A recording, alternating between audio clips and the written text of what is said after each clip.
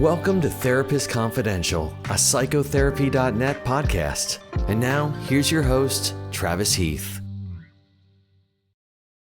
Hello, everyone. Welcome back to the Therapist Confidential podcast. I'm your host, Travis Heath, and today I have the good pleasure of speaking with Dr. Shahrzad Jalali, who has recently authored the book, The Fire That Makes Us, Healing Through Curiosity, Compassion, and Integration.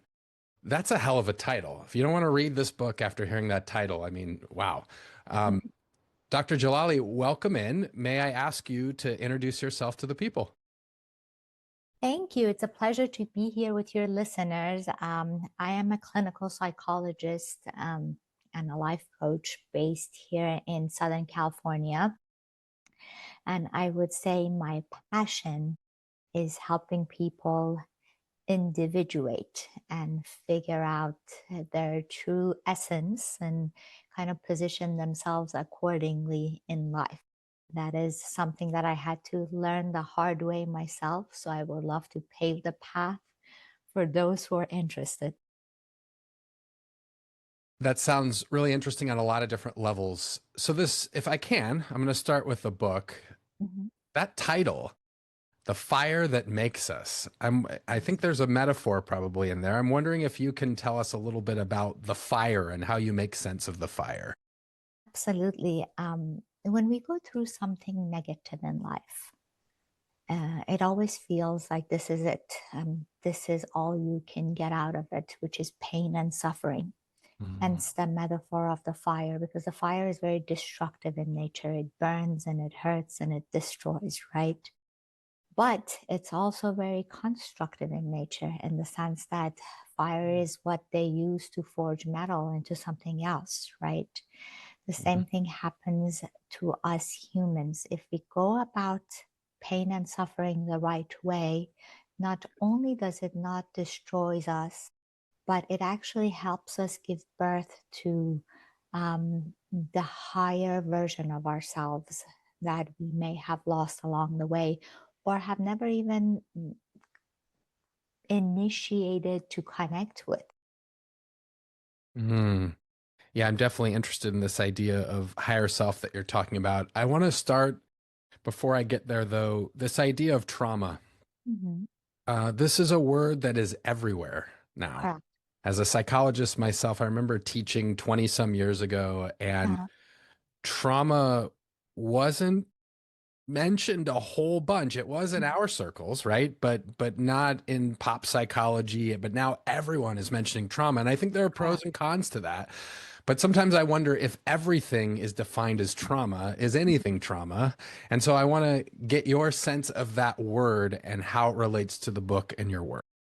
Absolutely. So in my book, trauma is any event or series of experiences that overwhelm a person's ability to cope with their life at the moment and makes them feel helpless, unsafe, or disconnected from themselves or other people. Now, it isn't just what happens to you, it's also what happens inside as a result of what happens outside. So essentially, your nervous system response. Now, having said that, two people can go through the same traumatic event and not have the same response to it. One person may be traumatized by that event. Their nervous system may become overreactive or underreactive, whereas the other person can process it and digest it and move on. But I agree with you. I feel like in pop psychology, we're using the word trauma a lot. And sometimes people overuse it in ways that I don't necessarily think is conducive with success. But generally speaking, we can have small traumatic events that happen throughout our lives that are not necessarily just one big event, or we can have one big event that actually reauthors the way our nervous system responds to the work. But when this happens, we definitely have to target. Okay, I hear you mentioning nervous system. And I think, you've described your approach as kind of like a bottom-up somatic sort of approach that emphasizes, the physical body's role in healing. And I'm wondering if you can talk a little bit more about that and maybe how you help folks listen to their bodies, communicate with their bodies, become more in touch with their bodies, and how that might help with trauma and or other things that you see. Yes, I think one of the things that's very much not tended to properly in our culture is our ability to take cues from our body. So in the Western society, what we do is we like to pathologize everything. So if someone is having shortness of breath, for example, excuse me, and I'm not suggesting that this can actually have a medical component to it, but if it's psychological, people tend to just find an anxiety pill and take it and feel better about it. Whereas in essence, our body is a great communicator with us that comes to our rescue by showing up with symptoms that can guide us towards whatever it is that we haven't addressed properly. And if we learn to listen to these signals, we learn how to interpret them and we learn how to address them and calm them down so that we put our body in a state of ease. But if we override them and if we kind of just push them down and numb them through different sources and essentially push through, then eventually they turn into bigger things, sometimes actual physical disorders or psychological disorders for that matter. So, in my work, I educate people a lot about what happens in their body and how to identify it, how to bring awareness to it, and how to navigate it when it does show up. Yeah, you're reminding me long ago when I was still doing my formalized training, I had met a healer, First Nations healer in Canada, who had said, talked about how they dealt with fear. Mhm. He said something like, "Ah, fear, my old friend, what have you come to teach me this time?" And what you were just saying sort of reminds me of that. Whereas it seems like, you were mentioning in the Western world and United States, and even in our field, which is very westernized in most ways, it seems like people try to think their way out of pain, right? And everything's cognitive. Whereas what the First Nations healer was advocating, and what I think I hear you advocating for is a little different than just thinking your way out of distress, pain, etc. Absolutely. Yes, you're right. Now, you write in the book about unresolved experiences that sometimes can quietly govern the way we make choices in the world, the perceptions that we have. And, I think the person, Charlotte, I think was the person's name in the book, Yes. if I'm remembering correctly. Yeah. Yes. And so I'm wondering if you can give us an idea of how these, showed up in Charlotte's life. When people read the book, they can see that, but also just in general, how unresolved experiences can sort of behind the scenes govern the choices people are making and how they perceive the world. Yes, we tend to believe we are in charge of our lives or how we go about our everyday life. And we think that because we have access to parts of our brain, which is our conscious brain. So we get information from our conscious brain and then we act accordingly and we feel like we are in control and running the show. Whereas in reality, what is running the show is the parts of our psyche that we don't necessarily have very open access to, what in psychology we call the subconscious or the unconscious parts of our brain. And when we go through any kind of life experience, as a result of that, we develop a belief system, a worldview, which silently governs every choice we make. So, to give an example, imagine I grew up in a household and I was always told, you're stupid, you don't understand anything, your siblings are smarter than you, you're lazy. Somewhere in my consciousness, this is the essence of my being. So, for example, let's say I want to go to school and become an engineer. Consciously, I want to do that, but my unconscious says, well, you're not going to be able to do that. You're stupid. You're not going to be able to get through all this schoolwork. So I will make a decision, for example, to not go study engineering because deep inside, I don't feel like I'm capable of this. So that's an example of how these belief systems silently govern our consciousness. Now, if you were to come ask this person, how come you didn't do this thing that you wanted to do? Chances are they're not going to say, well, I didn't do this because I believe I am incapable of doing it. They're going to say stuff like, well, I didn't have money to pay for college. And then I met someone and I wanted to get married and just life went on. So I never got a chance to do this. So we come up with reasons to support our internal core belief system. But if we bring consciousness to these belief systems, then we can, to some extent, advertise our sense of agency to them and get them to start moving in the direction that our true essence wants, not what the wound is doing, essentially. I'm interested in this idea. You're talking about a true essence. Earlier, you used the phrase higher self. Mm-hmm. What's your sense of how you get people in touch with that? Like, what is one's, I understand it could be different for each person, but what is one's true essence or higher self, in your opinion? I think it's one's true potential before they got wounded. So we all come into this world in a state of wholeness, I believe. And then as we go through life, whether it's where we're born, our parenting, society, little by little, our psyche gets fragmented in order for us to survive life. Now, my story is different than your story, than somebody else's story.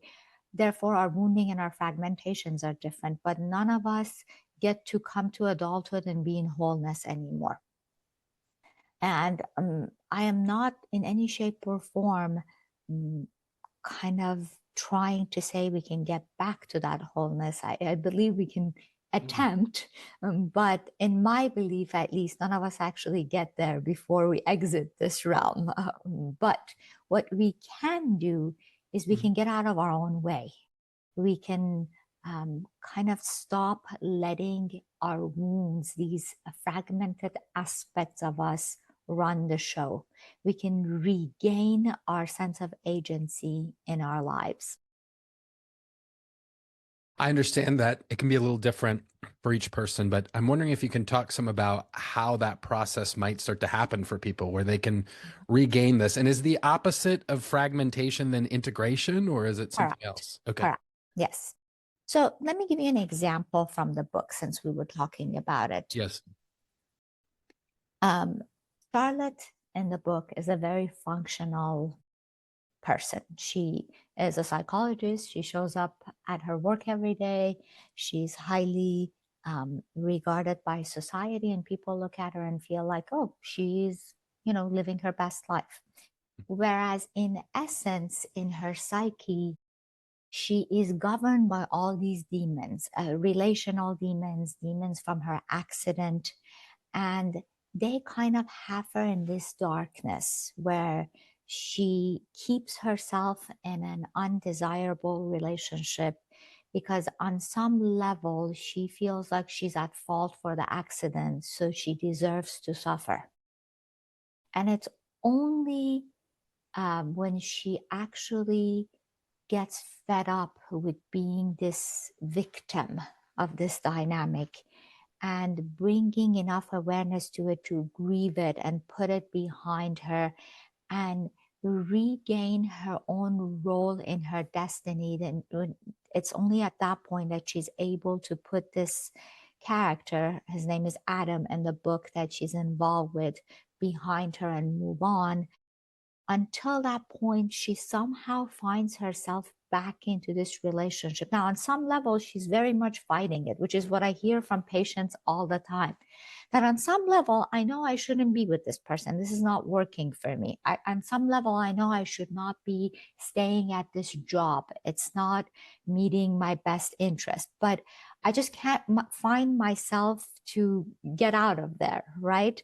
And that's exactly what we're trying to do. We're trying to see what is it belief wise or even body wise, what trauma has stored in the body that's keeping you from kind of surpassing this dynamic that's no longer working for you. What do you find are often the blocks that are keeping people from doing that? It's a lot of critical self-talk, to tell you the truth. It's a lot of belief systems about our core that has to do with flaws in our capabilities that we picked up early in life, either through our associations with our siblings. Sometimes this just happens by association. Let's say you're the youngest child, everyone before you was more capable. And somehow in your mind, you develop this belief that you're not as good as the rest of them, right? And this still governs your journey in some shape or form. Sometimes it's rooted in a particular traumatic event you endured.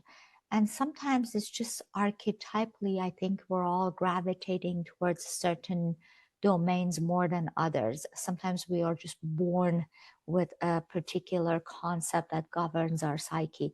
But regardless, whatever that is, I think what matters is if we don't like it, if it's not working for us, we are not essentially kind of, I guess, destined to live in this for the rest of our lives.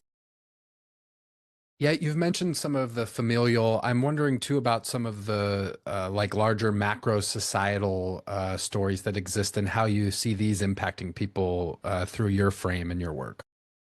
No, absolutely. Right now, I think what's happening in our society that I personally very much struggle with is this victim mentality that a lot of us identify with the fact that we are victims of these demons in society, however our outlook is. And the only way to fight it is to essentially head to head with the demon we have identified and destroy it, right? Symbolically, if you think about it, it makes sense. But I think what we're missing here is that a lot of what we're experiencing is our own shadow that gets projected. Now, in order to resolve this, we don't necessarily have to go head to head with the otherness we've identified, but to come head to head with the otherness within ourselves that we haven't yet identified and to bring consciousness to that. So, to your point, it exists on smaller levels and larger levels all around us. Interesting. One of the things that I think is interesting about your work is that, and the book itself, I think, does this in various ways. You're critical of self-help and the self-help movement and so forth. And I've been a bit critical of it myself, but I'm wondering if I can understand some of what you're finding as potentially not so helpful in the self-help movement. Let me just rephrase that. I don't want to say I'm critical about it, but I think one thing that I think it falls short in is that it dictates to people what they should be doing when they're in pain. And I think if someone could do that, they would no longer be in pain. So you can't solve a problem with the same mindset you have used to create it, right? And I think a lot of people over the years have come to me telling me, let's say I picked up such and such book and I was in a very deep depression. And yes, it helped, but like it was giving me things like you need to go on a walk every day. And I couldn't get myself out of bed. Like, of course, I knew if I went on a walk, I would feel better, but I couldn't get myself to do that. So I think we need to approach it a little bit more mindfully and more holistically and redefine or renegotiate our meaning of pain and suffering. And I think through that avenue, we can potentially bring some healing to the process as individuals deal with this pain. What are you noticing are some ways that people can effectively reauthor these ideas of pain and suffering? I think, first of all, they need to see how they embody it. So, how it shows up in their body. Is it numbness? Is it hypervigilance? Is it pain? How do they hold it in their psyche? Is it a belief system? Is it a pattern? How do they hold it on a spiritual a realm, on a soul level, essentially? How do they relate to it that way? Because I think healing is a dialogue between all these aspects of our being. And sometimes we work on one. Right now, living in Southern California, I see this big health movement where people are eating really well and exercising all the time and hoping that if you just do this, you should be very happy and healthy. But if you're truly dealing with wounding, no matter how well you eat or how much you exercise, this is not going to get you to a place of uh, fully being functional. I think we really have to go about this from a multi-dimensional perspective in order to get any relief.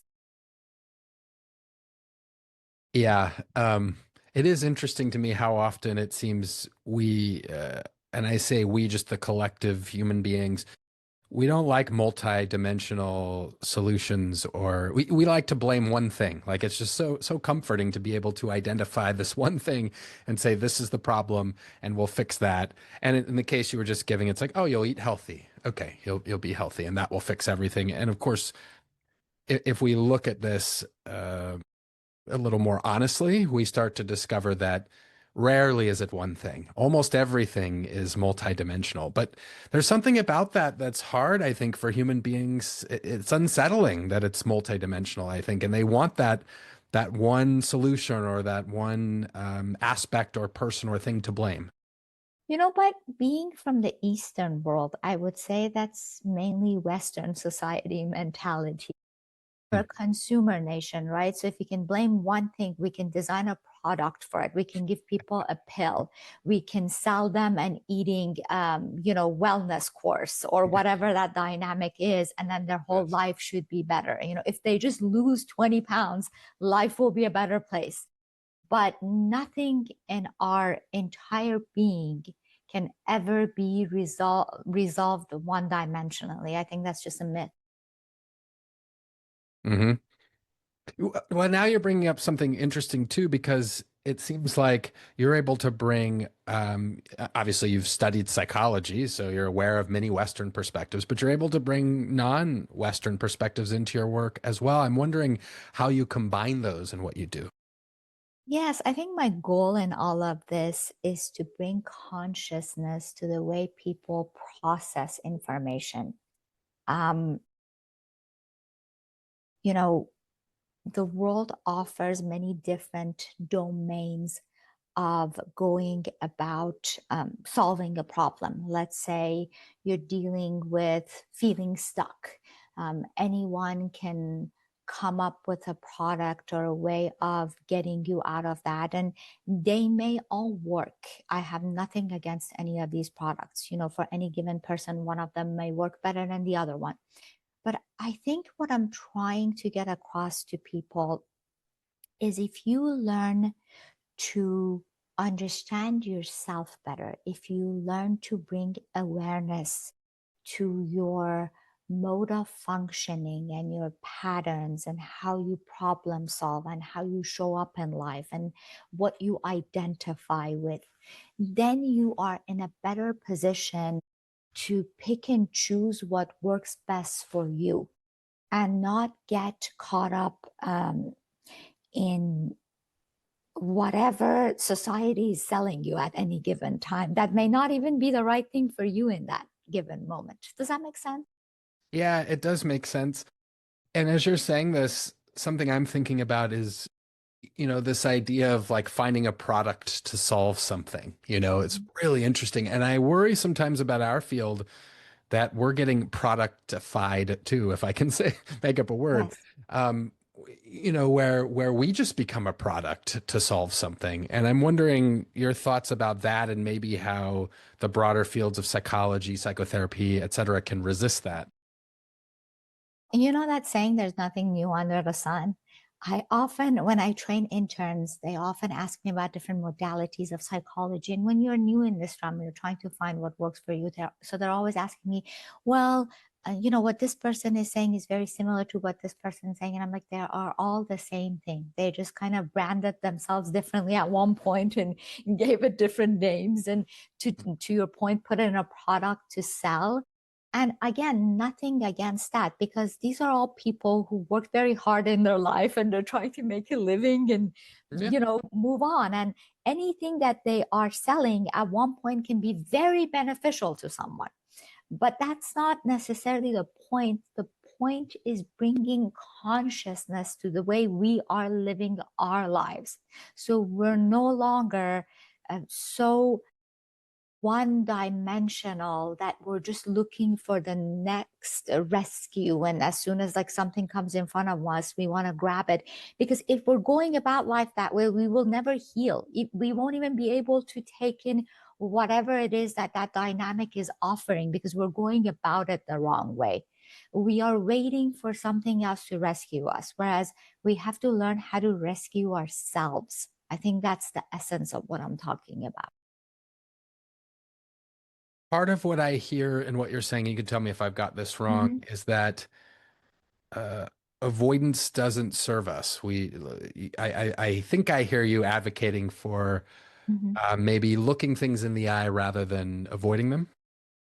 Things and ourselves. I think the Mm. main problem is we don't sit with ourselves enough to figure out what our needs are. And we try to let society, our family, everybody else dictate to us what they are and what we should be doing. And then we go after that and we become more and more unhappy because it's so far away from our true self. Yes, something. There's a couple of things I've noticed. I'd be curious to get your thoughts about it. But when thinking about healing, when thinking about confronting things in ourselves or in society, you know, guilt and shame. These are two things that often seem to play a prominent role and that can get in the way, I think, of some of what you're advocating for. I'm wondering if you can talk some about guilt and shame and how you see them showing up and how you tend to work with them in the work you do. Guilt and shame are very primitive, essential feelings in the human psyche. And I think different sects throughout history, whether it was religion, politics, anything that ever kind of did their job right, learn how to use that against humans, right? Mm. To essentially get them to do what they wanted them to do. And I think a lot of our lives are still based on that, in the sense that we try to not let anyone down. We try to not rock the boat in any shape or form that we can. And we feel like the easiest way to do that is to be part of the herd. But in doing that, we're sacrificing our true self. And some people eventually find this out and develop the courage to maybe feel guilty, develop the courage to maybe target their shame and see what's really underneath it. And then the rest of us just find that very difficult to do. So we continue to live our lives that way. Yeah, that's really interesting. I could say a lot about that. I want to ask a couple more questions about the book if I can. Absolutely. Yeah, so I'm interested in the kind of format of the book, Mhm. and how you chose the format. Charlotte as being the main character there. I mean, it strikes me as a book, and again, you tell me if you feel differently, but it strikes me as a book that's a little different than your typical therapy book, and I'm wondering if you can tell me some about the format and how you came to it. Absolutely. So, to tell you the truth, I had never intended to write a book. I went through a very traumatic car accident about 14 years ago, which caused me to go through a lot of healing and pain and suffering. Essentially, I was hurt physically really bad in the car accident. I lost my father in the car accident. Oof. It was a very pivotal point in my life and my family's life, very unexpected. And I was a psychologist at the time. So I went through a lot of different modalities of healing and therapy and worked on myself. And as I was doing all of this, I tend to process stuff through writing. So I started to write, how I was feeling about this whole thing. One of my sisters at one point picked up some of my writing and said, "You need to publish this. A lot of people are going to find this helpful." So what I did was I took, Charlotte is partly based on me. I took the accident part of my life and I brought it together with the relational trauma that I had seen throughout my practice over the past 15, 16 years. And I added that component to it, which is Charlotte's relationship with Adam. And I based the storyline on how our unresolved traumas basically dictate the majority of our lack of success and suffering through life, but sometimes we can't even kind of connect them that way. So the book is 20 chapters. Each chapter introduces a particular psychological dilemma. For example, is life predetermined or do we make our own destiny, essentially? And I kind of go about that dichotomy from Charlotte's perspective. And then I talk about the psychology behind it and how to navigate that. So the book is actually twofold, a storyline as well as a psychological interpretation. And the reason why I did it that way is because I was hoping people can relate to those psychological phenomena through Charlotte's story.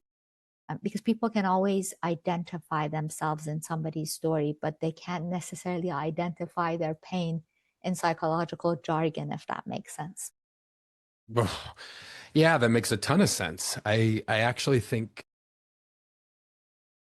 that's one of the big challenges with how formalized education in psychology is done. Of course, we need to learn the theories, and some of it is going to be intellectual. And I think sometimes we lose the person in there. We lose the stories of the people in there, and we become over intellectualized, you know?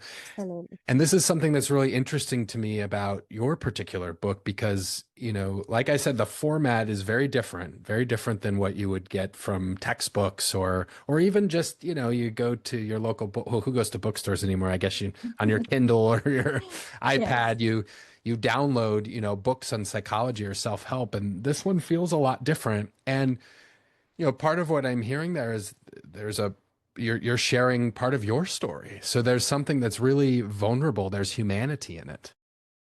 Absolutely. I think the hard part for me was I had to make myself very vulnerable to write this. Yeah. And putting your pain out there, it's not always easy. So I think that was my hesitance. And I love to write, and I feel like it's a great way of expressing yourself. And when you put things into words, I think you also create a modality for other people to kind of internalize that wisdom. And that's how we learned over the years, humans. But at the same time, when it's your own personal stuff, it can feel very intrusive. Gosh, I bet. What a decision to make to do that. Did did anything throughout the process of writing this and being so vulnerable surprise you? I think it was a little bit freeing, to tell you the truth. At first, I thought I was going to be very guarded because I have a very private, just personality type. I Yeah. tend to not wear my pain on my sleeve, as they say. So it was hard for me to express it the way I did, but at the same time, The moment I decided to publish it, it felt like I had owned my own truth, if that makes sense. And that was very expanding for me. I think it took me to a different layer of healing that I hadn't actually experienced prior to that. Yeah, and there's something about how we get trained as psychologists and stuff too, where it's like, Disclosure and stuff. yes, disclosure, and we're supposed to, I don't know. I'm not saying this is good or all of us actually, if we took time to think about this, believe in this, but we're supposed to maintain this facade, that we're okay and we can handle things. And yeah, sure, we should be vulnerable and do our own therapy, but we're supposed to be very put together and have all the answers to things in our own life. And of course, we know that that's not true, that we're human beings as well, but the idea is we're supposed to maintain this facade. And so it seems like there's risk that you take when you operate outside of that.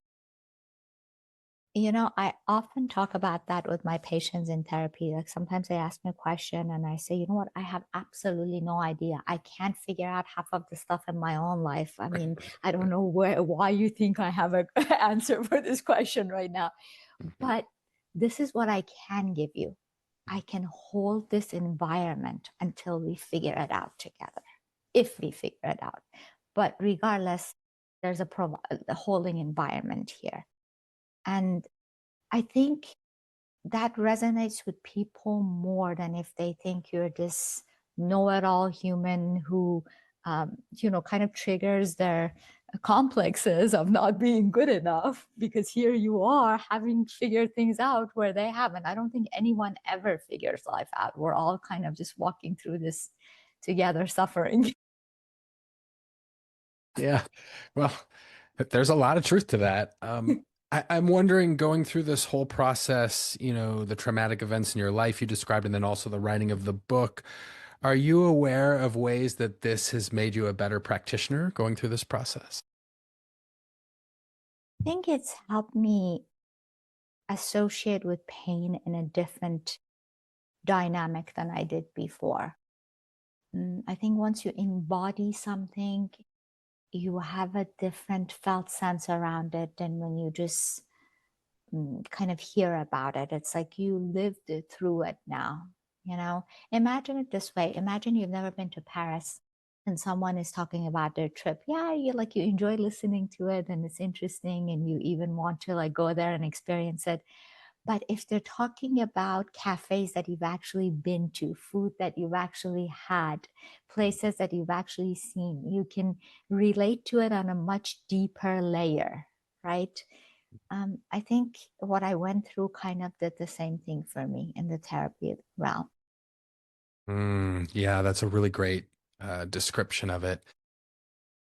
When you think about who you want to read this book, I mean, are you hoping clinicians will read it? Are you hoping everyday people will read it? Are you hoping anyone will read? I mean, like what's your target audience for this book? That's a great question. And what I had in mind initially was someone who feels like they're not really living their true life, someone who feels like something is lacking, someone who feels stuck, someone who identifies with their pain. But now that you mention it that way, I think maybe it could be beneficial for anyone to read it, even as a clinician, because if you can gain that perspective, you become a better clinician. Mm. Yeah, I love asking people this question, and I think given your history and what you've described in the writing of the book and all of this, I'm even more interested in how you might answer this. If you could, let's get rid of all the sort of logistical concerns and all the stuff that this isn't realistic or that isn't realistic. Just you have a magic wand, and you could change formalized training in Mhm. psychology, psychotherapy. What are some of the changes you'd want to make? I would like to teach people to self regulate. I think part of the problem we have in the realm of psychology, believe it or not, I did my doctoral dissertation on this narcissistic injuries among psychological students and its relation to choosing psychology as a field of work. Interesting. Because I think we go into this realm with the best of intentions, but for the most part, we're trying to vicariously heal through our patients. And I think maybe that's why a lot of what we do is not necessarily successful the way it needs to be. Now, don't get me wrong, there are a lot of people out there who've actually done their inner work and show up to sessions the most regulated that they can be, and they have a lot of awareness regarding their own nervous system, how they show up and how that impacts the patients. But I still think the way we teach psychology here in the States is very much theory-based, and we haven't been able to step away from that enough to make it more essentially felt sense, which is what needs to happen.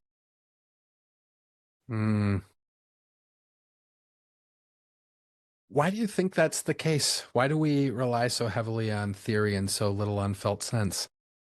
Well, I think that's where our educational system is. With the emergence of OpenAI, I think that's about to change significantly over the next decade, maybe even less, because my first degree was in linguistics. I almost finished a PhD in it. And I always tell people, back in the day when I wanted to write my master's thesis, I had to go into a library every day. Sometimes I had to have people send me documents from the other side of the world that took 3 months. But by the time I did my doctoral dissertation, I didn't step into a library once because everything was online and I could just, access any document I wanted. For a person who's going to write a dissertation a year from now, I think ChatGPT will write it for them, right? So I think as all of this is happening, it's going to significantly change the way we are going about academia. Theory has a lot to offer, but it falls short because that's what it is, simply theory. Okay, I'd love for you to say a little bit more about this. How do you think, these OpenAI, the Chat GPTs, all the things, how do you see this changing our profession? I think the way things are going, we're going to have to rely on skill more than theory. Because we're not going to be able to test people. I mean, as much as they have all these gadgets to figure out if someone's using Chat GPT to write a paper, at the end of the day, there's no way of completely knowing. So the only way you can check someone's skill is to have them sit in front of a human and see what shows up, see how well they can hold the domain, see how they can regulate their own nervous system. So the way we assess these things are going to significantly change in the future, I think. Yeah, I think you're right too. And it's so interesting considering the ways in which it might change. And it's all moving so quickly that it can feel, things have tended to move more quickly the last several years, but boy, with OpenAI and all of this, it's just moving. Taking it to the next level. Yeah. I know it's very hard to keep up with. All right. In closing, if people want to learn more about your work, where can they find you? I would say the easiest way is to go to my website, drshahrzadjalali.com. They can access my course, Regulate to Rise, which is a nervous system regulation course on there. They can access the book. They can access our practices on there, which are located in Southern California and offer all sorts of therapeutic domains. I am also relatively present on social media under Align Therapy, on YouTube, on Instagram, and under Dr. Jalali on TikTok. So I try to put as much as I can informational videos out there to make psychological knowledge digestible and accessible to people to the best of my ability. Lord knows we need more of that.